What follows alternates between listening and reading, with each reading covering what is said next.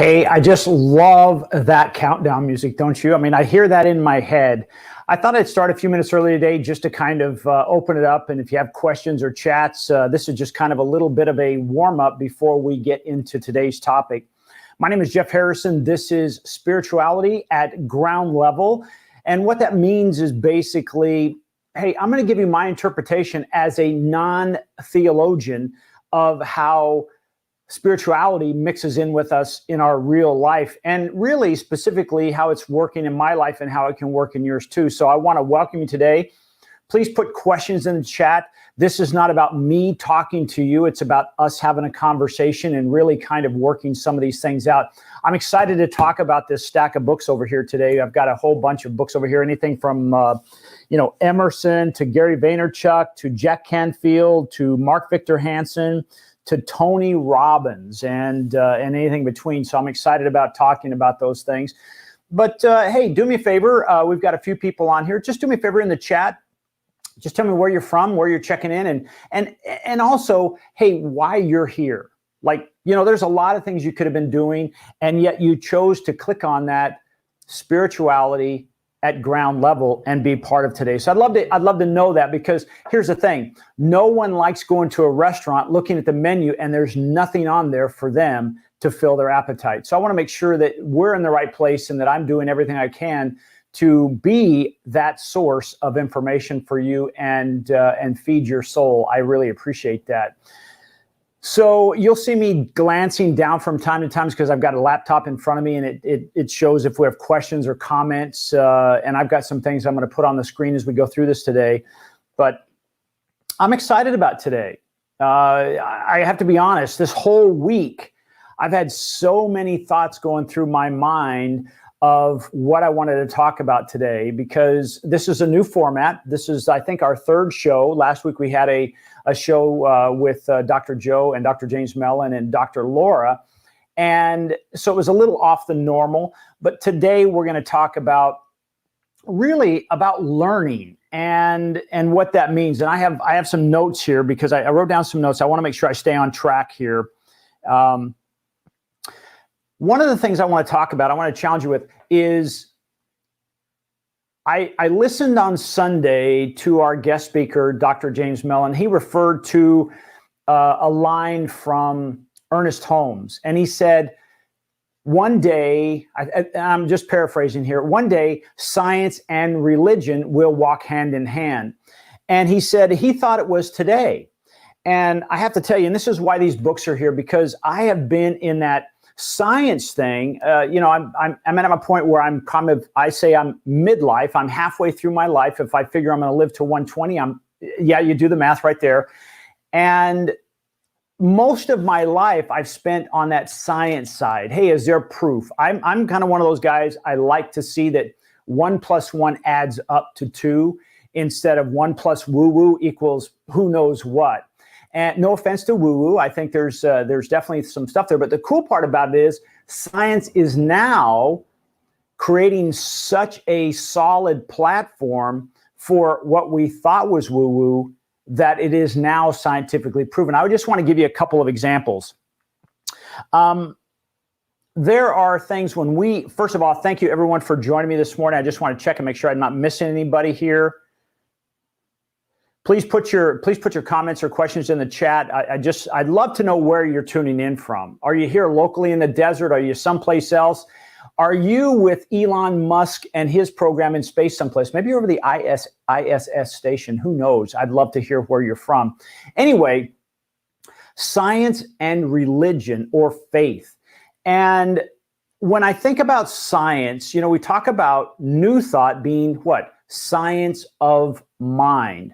And through all my reading here, and by the way, I'm a voracious learner, and we're going to talk about that later on and why that may not be the best thing to be voracious in.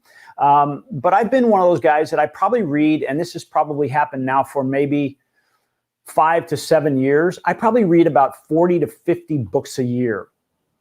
And prior to that, I went to a lot of live learning programs, 3, 4, 5, 7-day type of things, because I just loved learning. I felt like that would be what would get me to that next level in life. Anybody else out there like that? Does anybody say, hey, if I just learned that next thing, I would probably get to that level in my life? And I'm not saying it's not, but what I tended to do was I was listening to a lot of different people, maybe about the same thing, and it wasn't always beneficial. But anyway, so I've learned a lot of this. I've done a lot of this. And what I've known is this: when we talk about the science of our mind or brain science, we talk about when we learn something, it starts to build what we call a neural pathway. Our brain, we found out now after hundreds and thousands of years, and science has now proved it, that as we learn, there are new neural pathways being generated, and those are learning. So imagine and I'm going to use here in the desert, you're decided you're going to go on the path, maybe you're going on the bump and grind, and you decide to go off the trail. At that point, is there really a trail? The answer is no. You're blazing a new trail. Well, when you learn something new in your mind, that's kind of what happens. It kind of says, whoa, wait a second. Mary is no longer thinking about X. She's going Y. Let's go over there and see what happens. But it's a very vague trail. But the more she goes down that trail, the longer she stays on it, what happens is our brain, and the science shows this, is there's a product called myelin. And myelin starts wrapping around that and making it more real, making a solid path. So now when she goes down that path, it's very noticeable, and it's really obvious until it becomes a super highway. Now, that's good news, and it could be also bad news, meaning if you have thoughts of, let's say, well, let me ask you this. If I ask you, hey, are you going home for the holidays, and what's it gonna be like? Do you immediately have some thoughts in your mind about some experiences that are not super pleasant? Maybe it's a family member who says, well, are you going to wear that? Oh, you look like you put on a few pounds. Oh, you mean you're still at that job? And these are things that are going on in your head. Those are neural pathways that maybe are super freaking highways because they've been in your life a long time. And so as soon as that is triggered, all of a sudden you start having those thoughts. And what comes after those thoughts? You have some emotion built up inside of you. Now, I remember the first time I was sitting in a class with Dr. Joe, and he stood up there and he says, thoughts become form.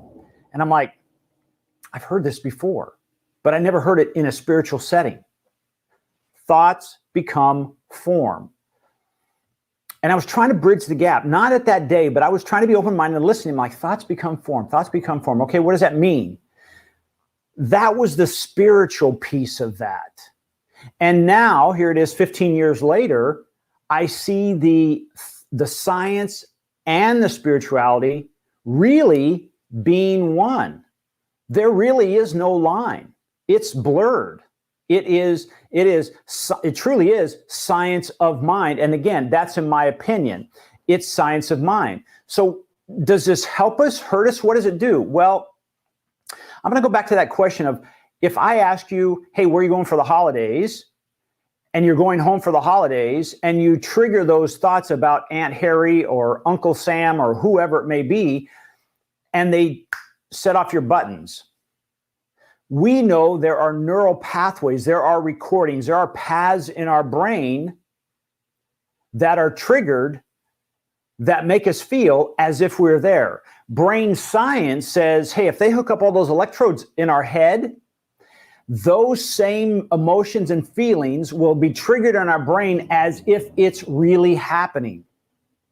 Now, I don't know about you, but I just got God bumps. Why? Because that is powerful stuff. That is powerful stuff, because there was another statement that Dr. Joe said, thoughts become form, act as if. This one I had trouble with, act as if. Why? Because my logical brain said, well, Dr. Joe, I do want to be this person, but I am this person right now. Act as if, Jeff, act as if. And I'm like, And I would read and I would read, and I'm like, I didn't get that. Act as if. Just recently, you might write this down. I just got this book. It's called Soundtracks. And again, science-based, but it's so spiritual in nature, it's scary good. Because what happens is we have these soundtracks in our brain. And I love writing every day, and I write down things, and I have now for years, of what I want to think. And it may be something like, I am endless energy. In fact, let me give you an example. About, 5 or 6 years ago, when I started making a transition from being a golf professional into owning a marketing company, I knew that creativeness was really important. My customers are dependent on me to create pathways for them to be more successful in getting their message out and attracting more customers. So I had this internal thought in my head going on. I was going off that path, if you will, off the bump and grind trail saying, and now this is going to sound crazy, I am a creative genius. And I would say that over and over and over again. And then I would walk into a meeting, somebody would say something, and things would come out of my mouth, and I'm thinking, wow, where did that come from? And I hear people now describe me sometimes, nice people describe me sometimes, is, wow, you're so creative. Why? Because I've been running that script for a long time. And that is a trail blazed in with myelin in my brain that is a super highway. So I'm going to challenge you today, and I'd really love to have your input, right? Again, this is a two-way conversation. But I'd like you to start thinking, hey, what thoughts are going through my brain that truly are not serving me? And I want you to know, I'm going to give you kind of a series of questions. And again, you might write this down, is when you have something come through your head, let's say the phone rings, and it's a phone number from someone that you really don't want to talk to. They're just going to bend your ear as soon as they get on the phone. It's not going to be good news, whatever it is. They're going to tell you the sky has fallen. Her name is Henny Penny. I don't know. What is that script that goes through your head? When you see that script, just like that path, if you stop taking that path that you blazed off the trail there at the bump and grind, it wouldn't immediately grow away. What does it take? It takes time for it to grow in. But if you stop taking that trail, eventually what happens, that trail disappears. So it's like this. Again, science-based, nature abhors a vacuum. In other words, if you create space and you don't fill it, nature will fill it. So what we want to do is we want to fill it with something else. So when you have a script going on in your head, I'm going to challenge you to write it down and be aware of that and say, wow, if I could change that when that phone rings, this example of when that phone rings and that person pops up, could I change that script? And if you change that script, going back to Dr. Joe, act as if, then it can change your future. And I got to tell you, I've done this over and over again, and I see it all the time. And I'm dealing with one right now. And this is going to sound crazy, but during this whole COVID thing, my company has been very, very busy. And I've been very blessed. I feel like I've learned a lot. I've helped a lot of people. I've enjoyed it. I just love this. And now we're starting to see some of the companies that I work with, they're announcing their reopening, where we were 100% online, and now we're going to go this way. And I heard this morning this crazy script come in my head. I'm like, why would I say that? So I have to do the same thing, because this isn't a one and done thing. This is an ongoing process. It's like this. Do you eat breakfast only one time and never eat breakfast again? Do you? Of course you don't. You nourish yourself. You give yourself energy. So when that comes up, what we're doing is we're not shutting off that voice or that script in our head, that recording that's going on. We may need to turn it down a little bit. And then the new one we have come in there, turn it up. Because it's just like if we're going through the airport and there's all this background noise, and all of a sudden you hear Jeff Harrison, please pick up a white paging courtesy telephone. Wow, that just cut through the noise. And I heard that even though there had been many announcements for people on the white courtesy telephone. Why? Because it pertained to me. The same thing when you plug in a new script. So I'm going to ask you to do me a favor. If you're comfortable, in the chat, write down a script you would like to have run in your head that would get you closer to the outcome you want to be. Because here's the thing. This information, if we just consume it and we don't apply it, what is it?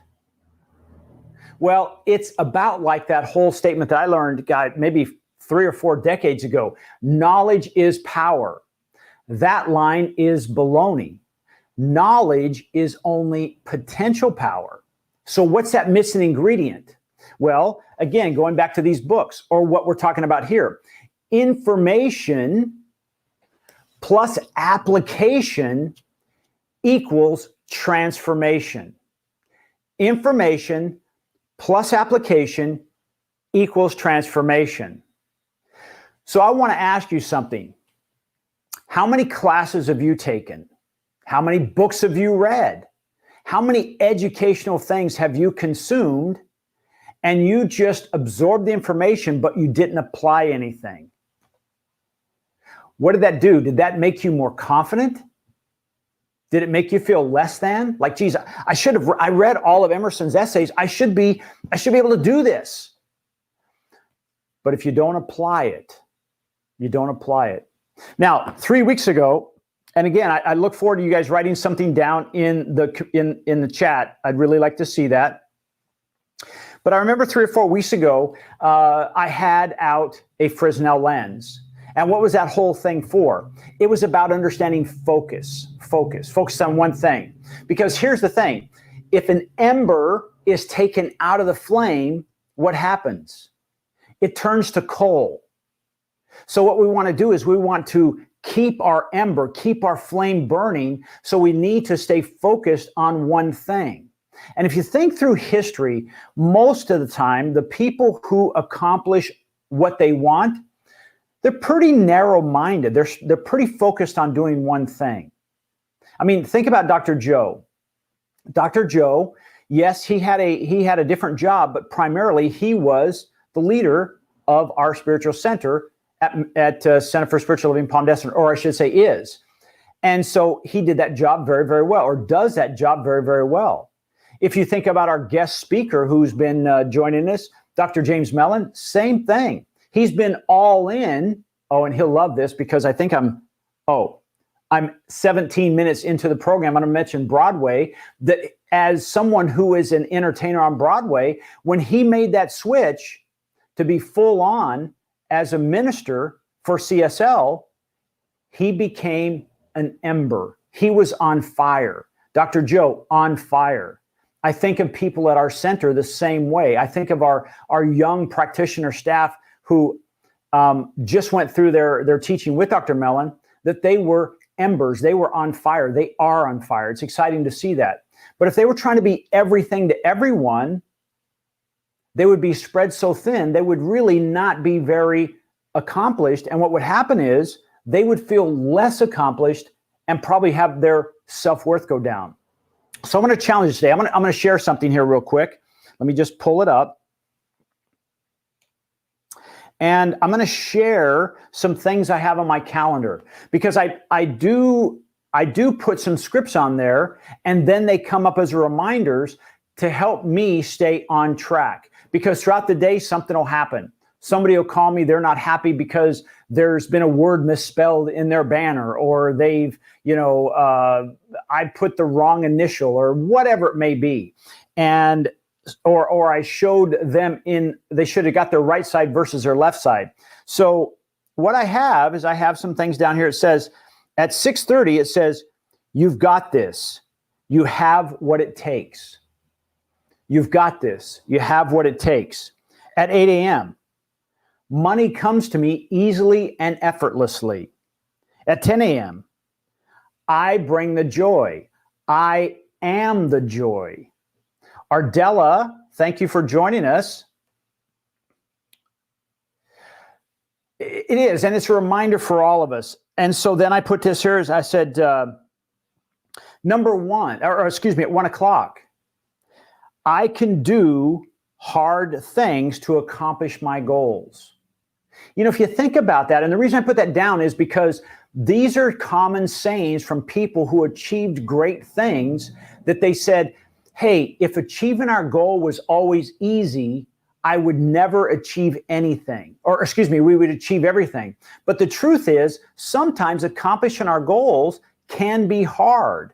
And if I say I can do hard things to achieve my goals, then the first time we bump up against that resistance, we don't think, this is too hard. I better go back to what I was doing before. Because here's one thing that I know for sure, and I apologize to Dr. Joe if this is off color because it's not meant to be, but there's only one person who likes change, and that is a baby with wet diapers. The rest of us resist change. And as a golf professional who taught the game for a long, long time, people would come to me and I'd ask them, what do you want to do? And they say, well, I want to stop doing X, Y, and Z. And I say, well, now that will require you to do something different. Are you okay with that? Well, no, I really don't want to change. Well, how can you get chocolate milk from orange juice if you're not willing to pour that out and put orange juice in the glass? It's not going to happen. So change is necessary. So the goal is I remind myself throughout the day, and it pings up, it comes on my phone. It's like a notification reminder, and pops up and says, Jeff, you can do some of these things. Hey, Rob Lamano in San Diego, my work is to focus on being focused. Sometimes that is the most important thing, is focus on being focused. Rob, I'm curious, are there things that you want to focus on, or are you talking about focusing in short segments to get things done? Because that's good too. You know, it's one of those things that there are apps on our phone that said, we know, again, let's go back to science. Science says we work at peak for about 40 minutes. So if I say, hey, for the next 40 minutes, I put my phone on silent, I shut out the outside world, and I work for 40 minutes, then that comes on and reminds me, Jeff, you should take a break. The next 20 minutes, I go for a walk, or I catch a little bit of the Masters because I'm a golfer. I'm gonna see if Justin Rose is still knocking it down out there, and then a reminder to come back and get focused again. This is huge. Again, brain science. When we get distracted, in other words, if you're in an office or you're taking a phone call, every time there's a text that comes up, you stop. It takes you time to get back into that focus, Rob. You know that. And so what happens is you might have said, okay, I'll take that. My door is always open. Come on in. So you take that phone call or that email or someone physically walking in and take you off track. It may take you up to 20 minutes to find that focus. So what I start to do is I use my calendar to stay on focus and say, hey, during this time, I'm not taking any phone calls. I'm not taking any emails. Like today, when I'm doing this show, I block out that time. You are the most important. Your questions are the most important. Your comments are the most important. I want to get engaged with you. So today, the question was really science or spirituality. Has it become so blurred? And I put out a little live just before I came on today. We had somebody visit our home, and I ran down to the city where I'm in. And I had a little quick, I like hot chocolate and a donut. And I had one of those, and I'm thinking about this, and I said, it's become so blurred. Do we have an opportunity to reframe what religion or spirituality is? Because, you know, it's that old saying is, don't build your house on sand. Build it on rock, because then you have a solid foundation and you can build from that. And I think what's happened in the past, when people, let's say people who are non-spiritual hear things like this, they think what? The words come up, oh, this is woo-woo. So they discard it. But now you have an opportunity as someone who is in the teachings of Emerson or Ernest Holmes or whomever in that space, and you say, wow, this is no longer woo-woo, because I can pick up this book and say, there is science backing this. That if I changed my script in my brain so that when that phone rings or when I wake up in the morning, I say, thank you, universe, thank you, God, whatever you want to say, for another opportunity to share my gifts. I'm excited about today. And then I get out of bed and go do my thing. I do my writing, and I'm reminded throughout the day that I can accomplish my goals, even if I have to do hard things. That's okay. And I know that money comes to me effortlessly and easily. And, I am endless energy. So I challenge you, these kind of things. Oh, let's see. Rob says, I've many interests, too many, too often. I need to narrow down what I truly desire the most. Rob, I got to tell you, I'm going through a program right now to help me. We're doing what we call micro niching. And this is one of those things that said, we're taking our interest down so low, so tight. They're saying, we want to design our interest into a point where the only people that can fit in it, me. And the reason for it is because sometimes we think, well, I can't be like Dr. Joe. He's so good on camera and he's so spontaneous and he's so glib and all that stuff. Well, if I create a niche, a micro niche that only I can fit into, I don't have the imposter syndrome. I don't procrastinate because I'm not trying to compare myself with anyone. So I challenge you, Rob, to say, hey, how can I take this down and say, what if, just for 30 days, I challenge you this, for 30 days, say, I'm going to focus on this.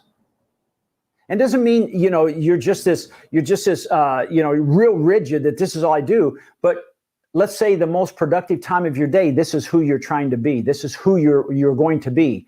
And then put some scripts in there that remind you when you start being distracted and you're all of a sudden you grab your surfboard and you're heading down the beach and say, oh, no, not today. I'm doing this. I'm a writer. Because here's the thing, writers write. People that are fit exercise. And just start filling in those blanks. Ardelia, surrender, release, and let go. Yeah, you do. You have to let that go. You have to let that go, because the more we hold on to this, and let's face it, sometimes, and I like metaphors and illustrations, so I might mix these a little bit, but I don't know if you've ever heard the best way to capture monkeys. People would go out and fortunately, and I'm not condoning this, I'm using this as an example. What would happen is these trappers would set up out in the jungle. They'd set up this trap, and inside the trap would be a banana, and the size of the hole would be just large enough for the monkey to put their hand through, grab whatever's inside, but they couldn't pull it out unless they let go of the banana. And so what happened is they were trapped. And so they are easily caught because they would refuse to let go of the banana. In this case, Ardelia, perfect example. They're refusing to let go of the past. It's really trapping them, holding them back. And their future is on the other side of just letting go. So that is so powerful. I'm so glad you said that. Surrender it, let it go. And I got to be honest with you, again, with the depth of information, and again, like I said, for the last 5 or 6 years, probably 50 books a year. And I still love doing that. And this last one said to do a lot what I'm talking about. Focus on one thing. Don't go to the next book until you apply, because remember I said, information plus application equals transformation. Will this book, if I apply it, will it give me the transformation, the new identity, if you will, that I'm looking for? And let's talk about that, and I'm going to let you go. Identity. Is it better health? Is it better relationship? Is it better knowledge about running technology? Is it you name it? What is it? Will this, if I take it in and I apply it, will it give me that new identity? If the answer, Rob, is no, I would say maybe Go to the next book. And it's odd. It's not odd. This is from Jack Canfield and Mark Victor Hansen, The Power of Focus. The Power of Focus. It wasn't by accident, obviously, that I had that here, Rob. So anyway, so I challenge you today. Let me back up again. Is science and religion or spirituality, has the line blurred? Yes, I think it has. They are walking hand in hand. And I see that when I go to functions that are non-spiritual based, and they're using the same language that I hear Dr. Joe, Dr. Mellon, Dale, Gail, Cheryl, William, all talk about. It's exactly the same language that both sides have been talking about for a while. And now that gap is no longer a gap. We have science to back up what we know. What we thought was woo-woo is now scientifically proven. There's almost nothing that we think of, like prayer as an example. The power of prayer. I'm fortunate to be in a prayer group.